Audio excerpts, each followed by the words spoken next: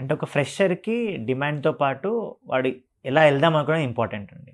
అంటే అందరికీ programming language నేర్చుకోవాలి, ఏఐలోకి ఎళ్ళాలనుకుంటారు. కానీ ఒక రైట్ ట్రాక్ తెలియాలి దానికి.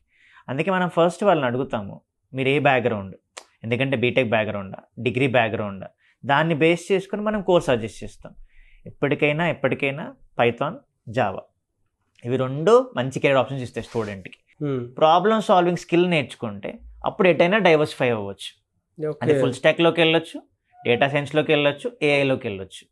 అందుకే ఫస్ట్ ఒక ప్రోగ్రామింగ్ లాంగ్వేజ్‌లో స్టూడెంట్‌కి కాన్ఫిడెంట్‌గా కోడ్ రాయడం రావాలి. ఎంత చాట్ జీపీటీ ఉన్నా కూడా అవి ప్రాంప్ట్ మనం ఇస్తే ఆన్సర్ ఇస్తుంది.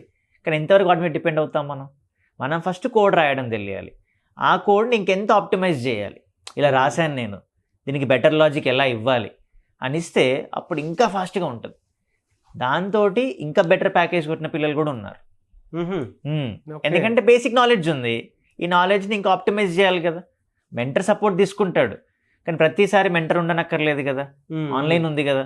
ఈ మెంటర్ సపోర్ట్తో పాటు ఈ లాజిక్ని ఇంకెంత ఆప్టిమైజ్ చేయాలి.